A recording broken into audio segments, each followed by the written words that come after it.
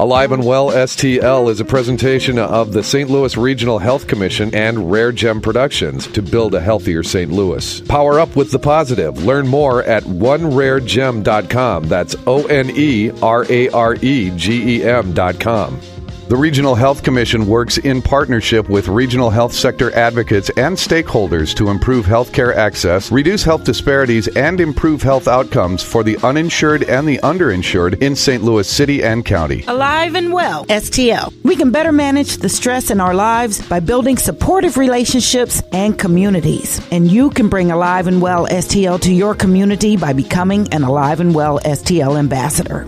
Ambassadors are a key part of educating our community about how trauma impacts our social, emotional, and health outcomes. My idealistic hope would be that we can decrease the prevalence of trauma within children's lives. My hope truly is that people realize, that they may be that person causing trauma and that there's help out there. You do not have to continue the cycle. You do not have to do that same thing over and over again. There are so many ways to help, and the benefits can be applied in a wide range of areas. This is producer Jade Harrell. We'll be right back.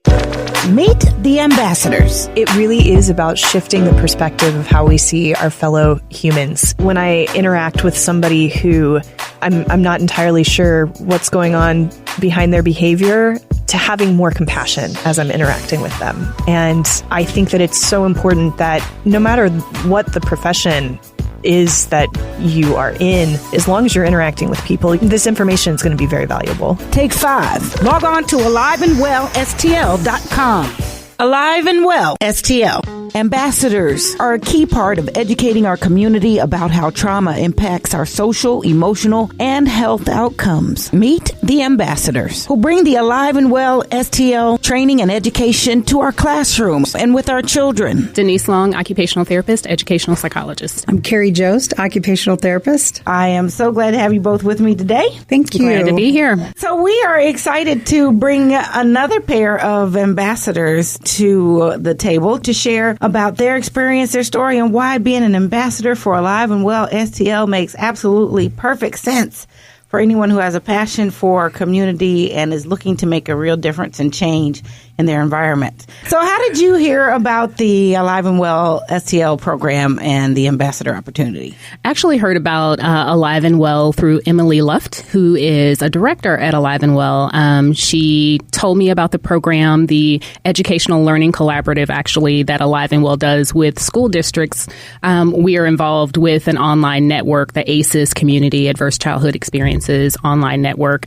She saw a posting that I had, kind of took a look at what I was doing there with my communication, and she reached out to me, and I was really glad to hear about it. It's an excellent program, and education definitely has a significant role to play in helping our kids heal from trauma. Mm-hmm. So you were already kind of functioning in this space. Absolutely. And so this was kind of a natural progression, a natural connection, really, for you and the Alive and Well program. Let's talk a little bit about your background. Sure. So I graduated from Mizzou, in 1997 with my bachelor's in health science. And I graduated in 2015 with my master's in educational psychology with a focus on learning and cognition. The idea being to pair the educational psychology piece with the occupational therapy functional performance paradigm and looking with the educational psychology piece to see how do we change and motivate our clients to be able to take those steps that they need to take to perform better with their occupations, be that the student, the worker, the parent. What kind of change had you hoped for when you started?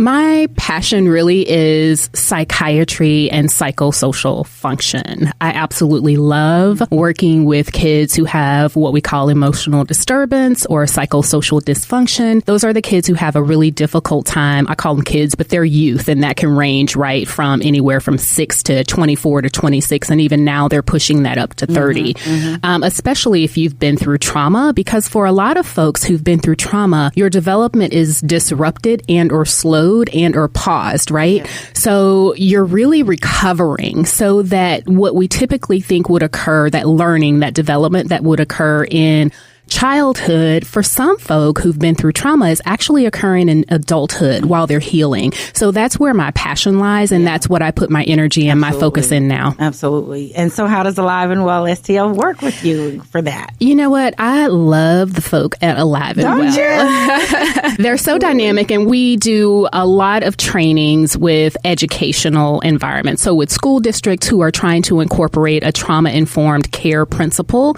within the way that they work with kids. So we do trainings as an OT, of course, about sensory integration, about self-regulation, about how to teach kids how to self-manage and be reflective of their behaviors, how those behaviors affect them as individuals, and also how it affects them as, neighbors to their table mates, classroom mates, and in the school environment in general. Carrie, I hear that is my job. Carrie, I hear you're laughing. So yeah. This must be hitting a familiar chord. Absolutely. I am still, I am a school-based therapist at this time. Okay. I work in the St. Louis Public Schools, and I kind of get around to a lot of schools, and I find myself working with the teachers and the staff a lot. I came upon Alive and Well by accident. Literally, someone had printed out a flyer for the training, and it was on the copier. So that was a Jesus thing. I was like, look at that, God, I hear you. Because I had been feeling a little, we discussed this earlier, a little trapped by being the sloppy handwriting teacher, that they assume that occupational therapy is really just because we do work with fine motor skills. So there's such a lack of education about what we really work towards, that it's not about, if they have sloppy handwriting, do they have the motor skills, the hand function, the motivation, and the motivation to do their writing? That's a huge piece too. And then that attention piece. So many kids with ADHD, whether they're, or autism on the spectrum, whether they're in self-contained type classroom or, the regular classroom where they struggle with that space, like Denise was talking about, we don't realize how when, a teacher's stressed out, and this is where it kind of hits home to my passions, is when a teacher's stressed out and then the kids are now stressed out, especially the sensitive children who are sensitive to sounds and smells and sights and energy. See, we hadn't considered that. That goes on a lot. And so, because that transference and that projection and all that psychological part of it is so huge in the school environment. Yeah. I did the first session of Alive and Well, and it was kind of a rocky road because, like Denise was talking about, I have been through trauma. And so it's been part of my recovery process. I didn't know a lot of what I was dealing with when I was in OT school. I had some bumps and rocky, moments and didn't really know what was happening. And then later on, I had some childhood memories that had been repressed surface through chiropractic adjustment. And I was getting triggered with case studies in school, especially. And then some other things going on. Here my dad has a heart attack.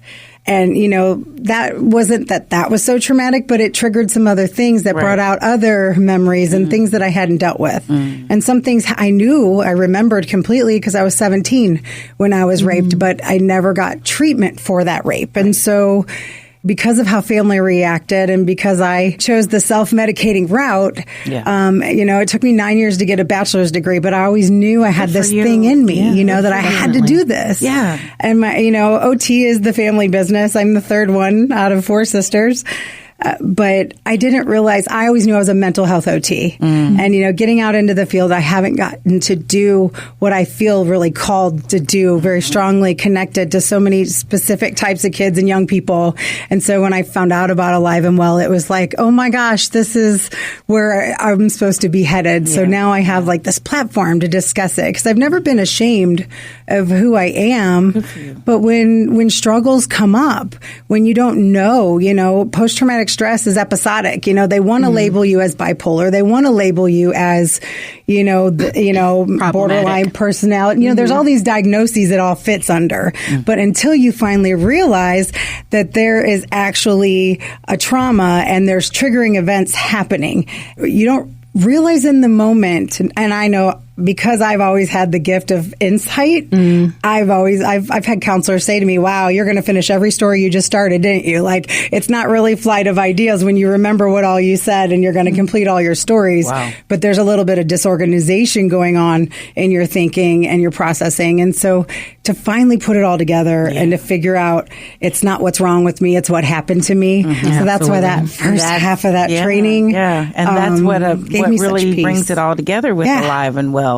STL. It's just so powerful how in the work that it gives us to do, that it then shines the light and reflective opportunity on ourselves to become better, whole, more well people ourselves. Absolutely. You know. Well, you two have had formal training. You've had the Alive and Well formal training. So you're coming from a place of knowing, but you still sound like you have had some really enlightening, insightful things to come from being an ambassador in the Alive and Well program. For the layman, for folks who may not have had the experiences and the training and the exposure that you have, what can you teach us from the things that you have acquired that we should know as folks that work with young people, but personally as well? I think this taps into what Carrie was talking about before. We have to really, it's a relief, right, to really accept and understand that trauma is pervasive. It's a relief in that you're not the only one. Right. Knowing that you're not the only one is actually really liberating. I think many folks who've experienced private event trauma, like Carrie talks about what she went through and what I've gone through in my own life in terms of private events, what many people have gone through in terms of private event trauma, there's a shame that goes with that actually inhibits your growth and development because you feel like it was your fault and you can't tell anybody about it, so you don't get the relief and the release that you need so that you can heal and finally move on and thrive. So if you can learn anything from Alive and Well, it is knowing that you're not the only one and that there's help and there's space and you can breathe. And I was just thinking while you're talking, like, the world wants you to take a medication bandage. You know, this pill's going to fix, because they look at the symptoms and it falls in this category. So, of course, you need this pill. And so until you figure out, you really need to talk about it. You really, and it doesn't even have, I mean, I found this healing through my church and through this path that God set me on. And it wasn't, you know, professionals I had to pay. It was truly being brought to my knees and crying and praying and just really finding salvation and peace with everything. And then it's also realizing in your everyday life that when people are exploding at other people, or if you see someone just angry, like that hot-headedness, that very often we think, gosh, what's wrong with that person? Right. We forget that they might be going through something at that time. And so sometimes to just step out of yourself and to truly seeing the world through the lens of trauma, that theme with Alive and Well, which I so got out of my training through Alive and Well. And even the very first, that portion that non-clinical people go to, you get that piece out of that initial training to really step back and to not judge them so much for what's happening in that moment, but, you know, consider there could be something going on. It may not be current. It could be, you know, it could be many years past. Because like I said, my trauma was 30 years suppressed, you know, and I was 17 when, you know, the other really big trauma happened. But you're looking at a 35-year-old woman who's struggling as a new professional, you know, and it's not my personality to scream and yell at people or to cuss the random phone person out, you know, like the poor Sprint people or the, you know, like we know how we get when, you know, we're upset about money and they messed up your bill. Like then when it's out of the norm of someone's personality, that's when you really need to say what's going on there. And imagine where that leaves us if we don't know a person. Absolutely. We run into, we happen to intersect the person at that place without any knowledge of that or what their personality is or if that's really how they are.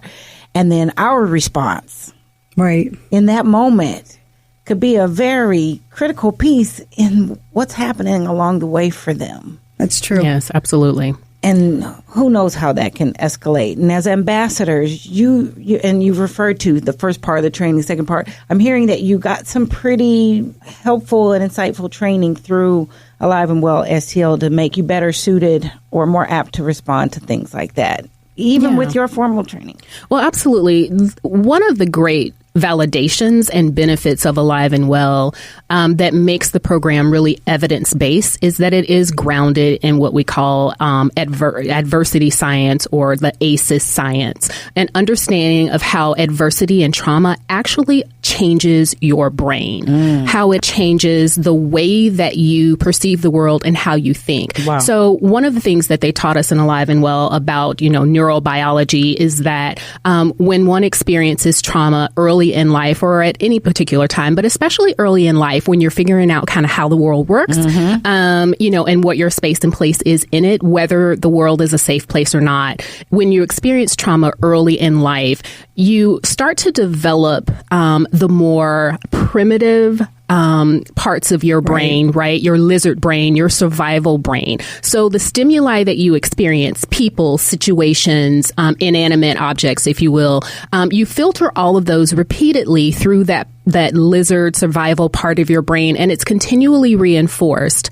Whereas for someone who perhaps hasn't experienced as much trauma and adversity, or that trauma and adversity happens later in life, when that survival part of the brain, when the more cognitive part of the brain has already been developed, they can think through those things and react and respond, right, to a stimulus versus reacting. Right. A lot of folks who've experienced trauma later in life, when we talk about those explosions that happen, those stimuli, it's a reaction. Those stimuli are actually noxious. They're actually painful. They're actually threatening to a person who's experienced trauma early in life or has experienced repeated trauma. Right. It makes one very sensitive. And, what's funny is, despite all the formal training, having a minor in psych to go into OT and all of those, that being, a passion of ours, but the Alive and Well sort of pointed out that piece of toxic stress. So Teamwork. Realizing that when there's a lot going on in someone's life, they may be acting a little, we see people who they don't normally snap, but they're like, they have so many things going on and they snapped at this person, snapped at that person, or the shutdown. I do actually experience this a lot in the school system. So many kids who just won't work. I hear teachers who are screamers, and then I see students who shut down and won't do anything. And I think some of the teachers are under the impression they only respond if you scream at them. But I've seen really great educators get more out of whispering and not saying anything than the screaming. And when you're looking at a classroom and you're looking at 30 people in a room, so say it's a classroom of 30 children, and we look at the numbers of the prevalence of trauma. I don't know the exact number, but when you're looking at, some may have had one or two, some have none, some have had many, no matter what grade you're even looking at anymore. And we can be a preschool environment. And where I work in the St. Louis City, they experience a lot more on a regular basis. And so they're all at different levels, and you're looking at that group and you have the teacher who's screaming. You don't know the child that's shutting down, whether that child has an issue or if they're shutting down because of how they're being approached. So there's kind of all of this going on. So maybe that child's could be poking someone behind them, and that could be setting a little guy off, and then they're getting, in trouble in the office, and they think it's him. Like, there's such little things that you don't notice when you think about the sensory systems, sights, sounds, touches, and teachers touching a hoodie. I mean, or taking someone's hood off their head, take your coat off.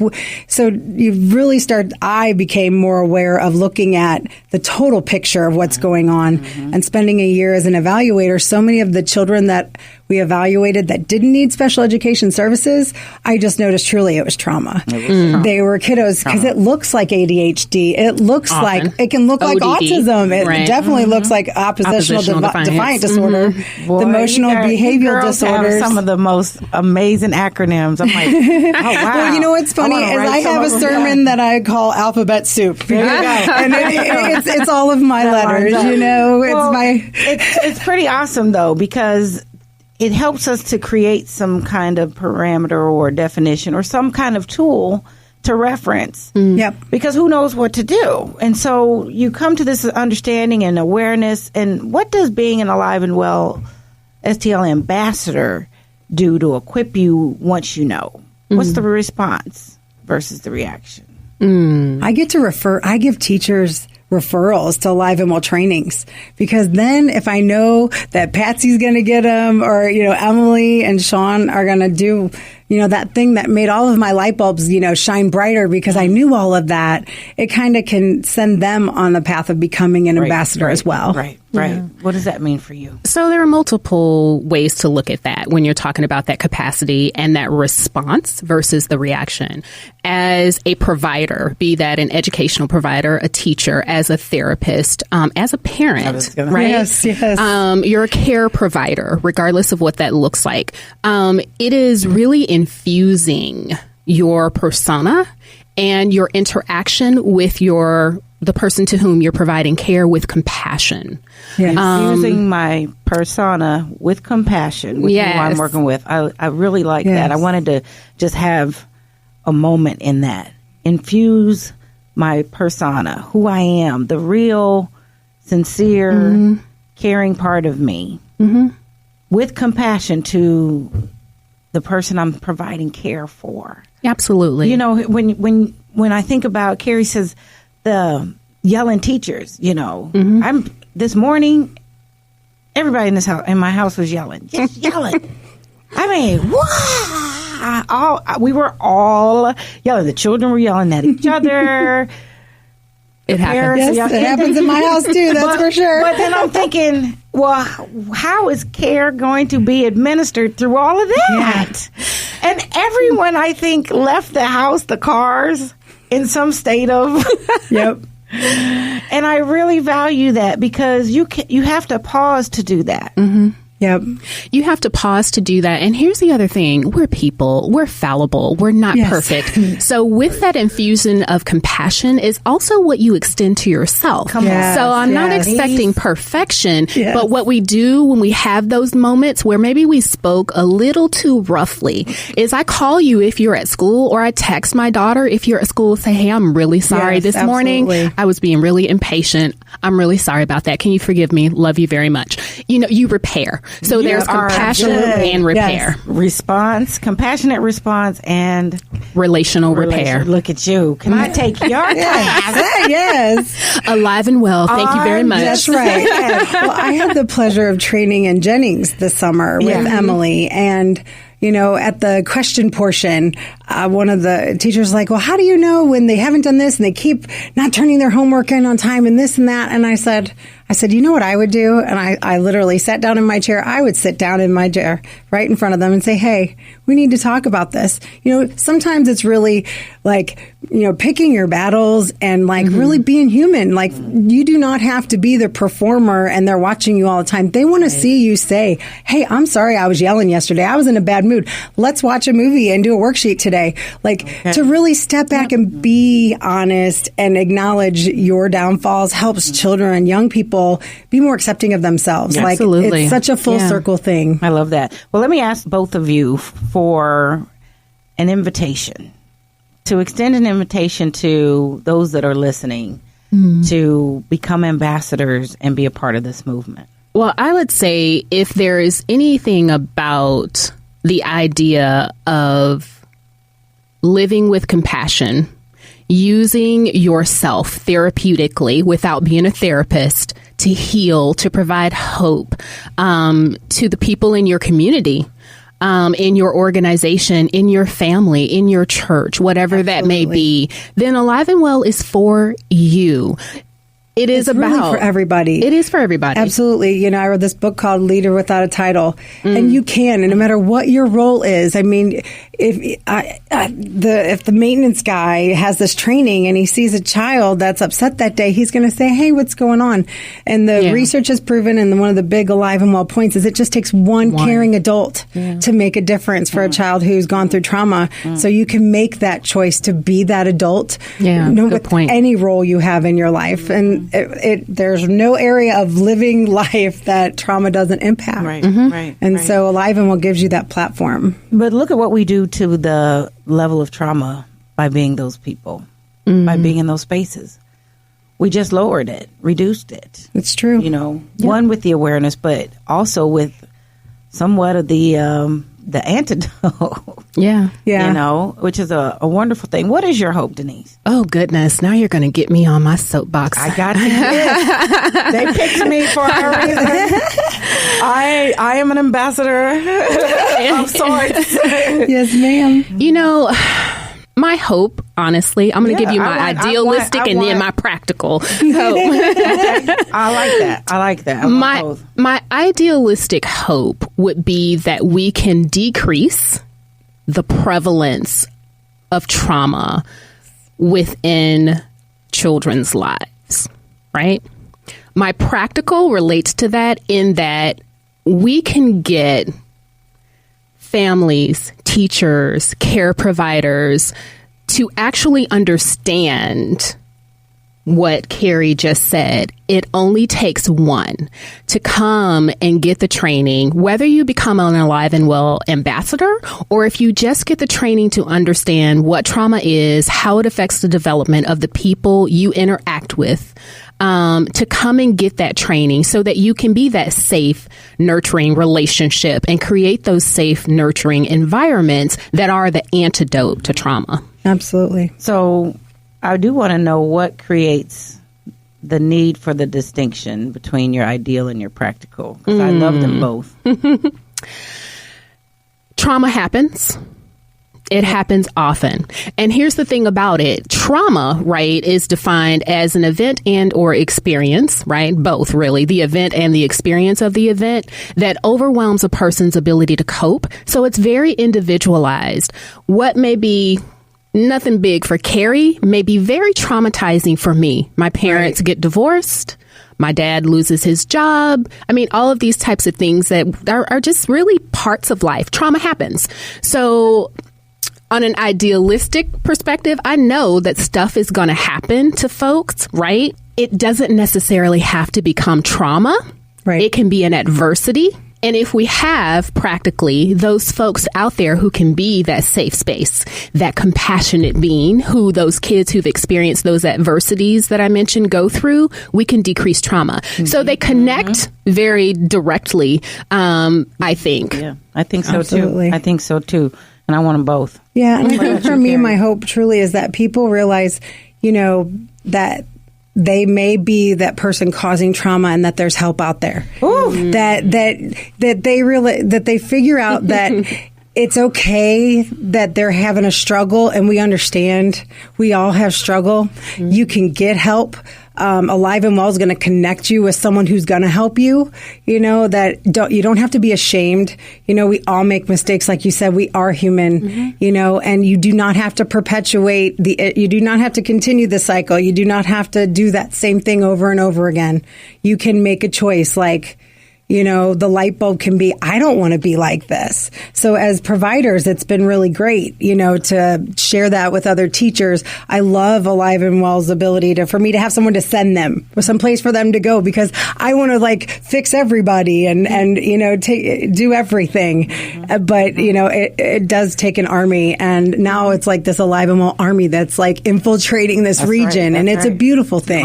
Awesome image. And it's around the country. The trauma-informed movement is huge. And so getting it going in Missouri and really, you know, having the opportunity even on the state level to get involved in, you know, the sensory and somatic work groups that's for us professionally to get involved to help people to create toolkits for people to understand. So the news broadcasts have been great that Alive and Well does, because of the fact that it's helping someone know you're not alone, because you don't go talking, you don't sit around at church on Sunday and go, hey, yeah, I screamed at my kid yesterday and I almost hit him. And I did, you know, that's just not how we talk. Mm-hmm. And because most people are ashamed of their own selves when they're behaving badly, because they do know it's not okay. Mm-hmm. And and so forgiving yourself and being forgiving of yourself, and then learning to forgive those that have hurt you, and really step back and know, you know, because it was a big thing for me when I had the memories come back. I forgave the person who I remembered hurting me,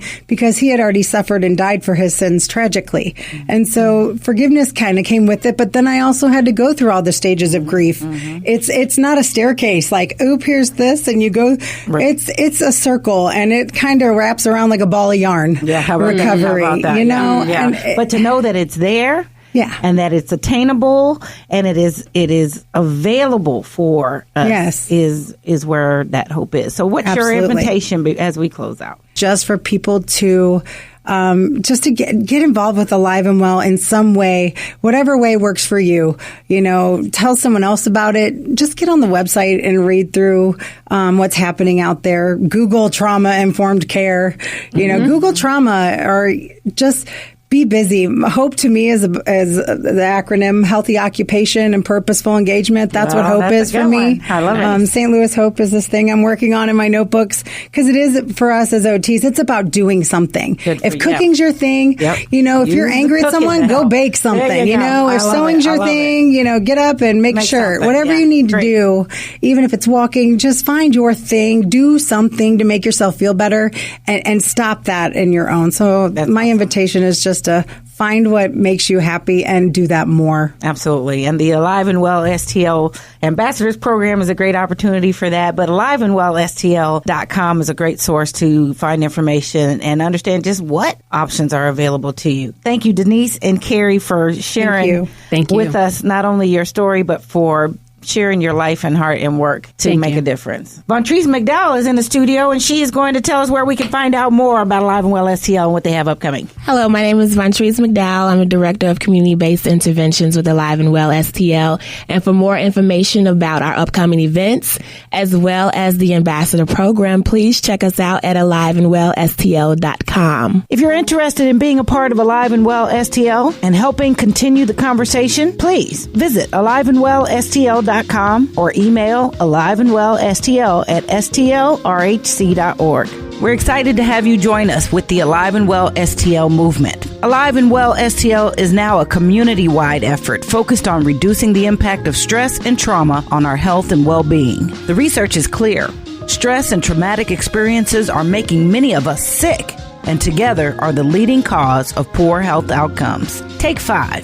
Visit us at aliveandwellstl.com to find out where you are emotionally. Become an ambassador. Reach out and help build a supportive community. Learn resiliency skills. Get the help you need. Share your stories. Hear others. And learn more about stress and how it affects us. That's aliveandwellstl.com. Alive and Well STL is another positive production of Rare Gem Productions. Thanks for listening.